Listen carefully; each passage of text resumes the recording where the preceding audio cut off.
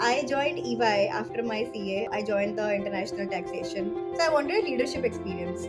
So I joined a mid-size and I was handling MNCs in EY, and then I suddenly had to handle like Reliance and Vodafone and all. It was a new world for me because I was in charge of 8 to 9 divisional accountants who were all 55 years old. I was loving the work that I was doing at Accenture because I loved handling multiple projects at one point of time. When City came, I felt that it's good time to make a transition into industry and learn about one industry as a whole. So I just take my half an hour sessions with them. But yeah, May to December is when sit and work with candidates for their interview process.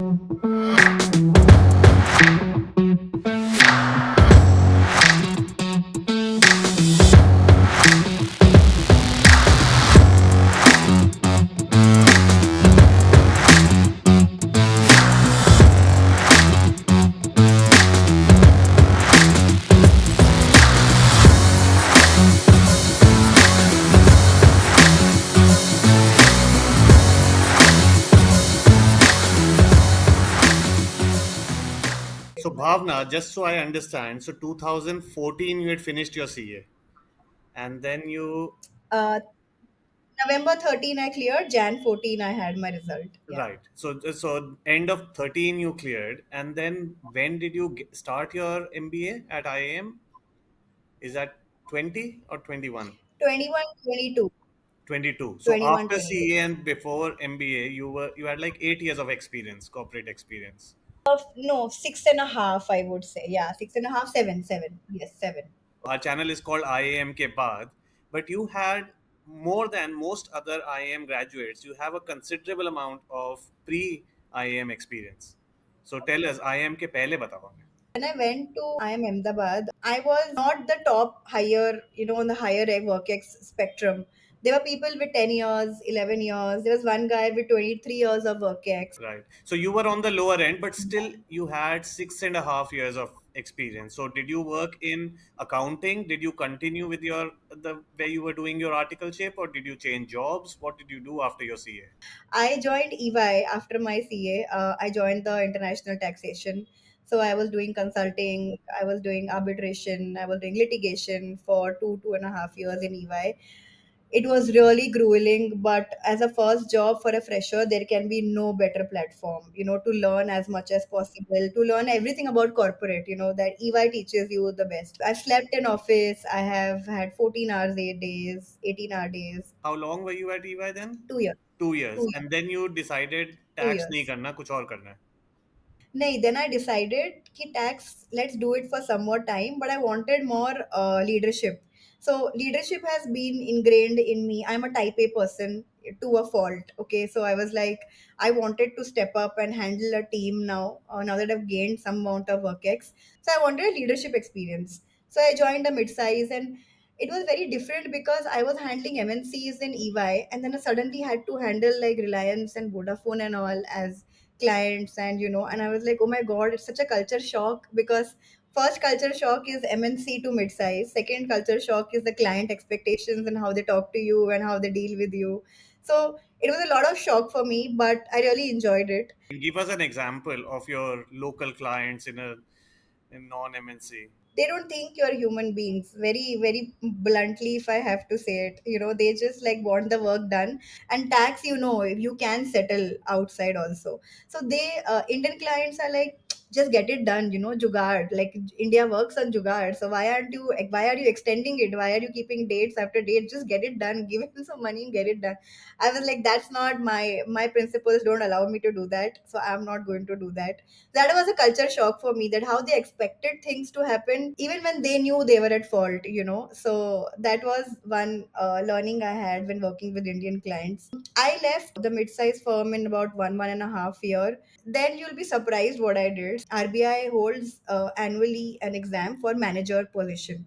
So I gave the exam. I reached the interview list. I gave my interview at RBI. It was a phenomenal experience. I missed the cutoff by 0.75 marks or something. So again, second big failure of my life. In the same year, I had given one more exam, Oriental Insurance. That also happens, and I gave it just for the sake of it. And I topped India in that. Okay. So I was like, okay, might as well take it up and see how that goes. In the meanwhile, I'll keep giving RVI if it pans out, or GMAT or whatever MBA. So I joined Oriental in the Mumbai regional office in Churchgate, and I was given the responsibility of handling co-insurance of 700 crores portfolio or something. I didn't have insurance background.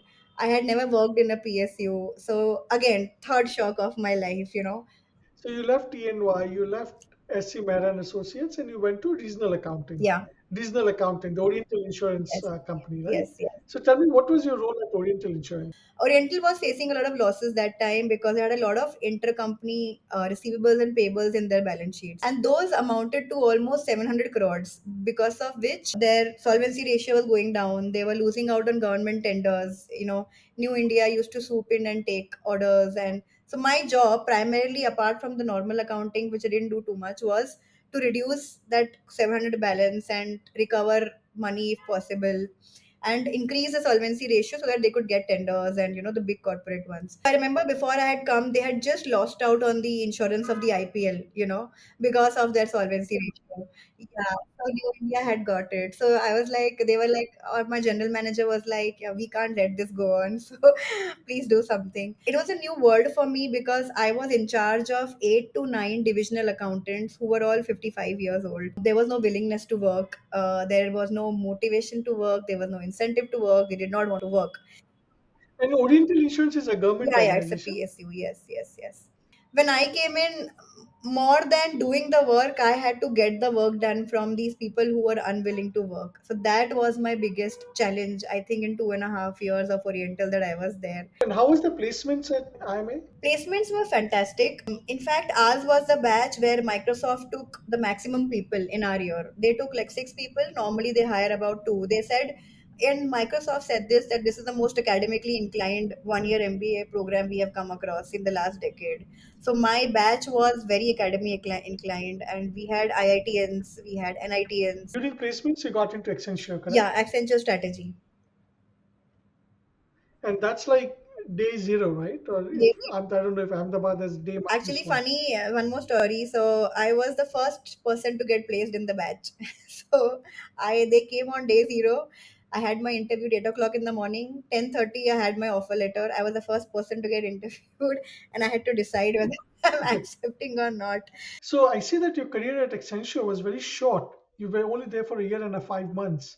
Can you explain what made you not, build, say, a decade over there? Not looking for a job change when I joined City. City just came. I was loving the work that I was doing at Accenture because I loved handling multiple projects at one point of time. I was working directly with the partners. They really respected the background that I had because there were not a lot of finance people in the tech world. And the work that they were doing required a lot of fintech strategy and finance cost transformations also, which tech people were not understanding. So I brought a lot of value to the table, and that's why I was working directly on a lot of big clients. I was working with an asset management company in US or an insurance company in Europe. I actually had planned to stay there for a long time, but I realized that at Accenture, you are very consulting world, right? Does not give you in-depth knowledge about any industry. You're moving from a telecom to an insurance to an asset management to a infrastructure, supply chain industry. We're not getting to know the ins and out. We get to see a bit of a problem in that industry and that company, but not why that decisions are being taken for those companies. So that's why when City came, I felt that it's good time to make a transition into industry and learn about one industry as a whole. You said you were not looking for a job, but City reached out to you. How did that reach out happen? Did it happen? You Yeah, just get a phone call yeah, from a yeah. I placement got a call consultant, from or City directly. So my resume was always on Naukri, right? We always have it updated and we always uploaded it. So I think, yeah, that's how they reached out to me directly. so you joined City, and at the same time, you also started doing this 1 year MBA where you were counseling Oh others yeah, how to get so through the I 1 year forgot MBA about that. program, right? So when I was in IMM, we all had started this program called Paid Forward program. So we were not charging anything for it. It was just free of cost, and we just really publicized it on LinkedIn and social media. If you're applying for an MBA and you want some career advice or where are you in your GMAT journey, we'll help you. And which college to join, what's the process, and all of that. And I used to hold those sessions during my IIM Ahmedabad also, and we used to tell them, if you loved our session, you just donate this amount of money, how much ever you want to. So what work are you doing for City? City is undergoing a major transformation. They got a Fed order from in 2020 from Fed that Their processes have a lot of lapses in controls and a lot of gaps are there. They started a transformation team and they hired a lot of people since 2020 to address that consent order and those gaps and deliverables and to overhaul their entire system, right? So I was part of the transformation team until recently. I got promoted last month only. So 1.5 year in that transformation role, I was overhauling processes, bringing about controls assessment and changes, working. It was actually driving change in entire city across the risk teams, across the teams who have inputs into the forecasting and the balance sheets and how their numbers are being calculated. There were gaps. So we were chosen, to drive that change. So process improvement, process enhancement, digital transformation. There was a lot of automation also going on. So little bit of everything is what I did.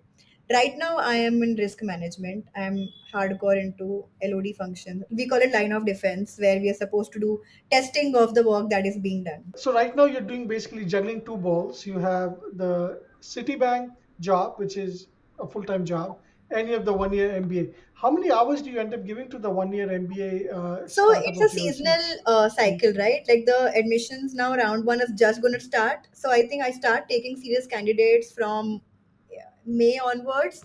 May onwards, it starts trickling in, and it's a lot. It's very hectic till December. Then again, Jan to May is like a lull period. People are preparing for the GMAT and still figuring out. So I just take my half an hour sessions with them.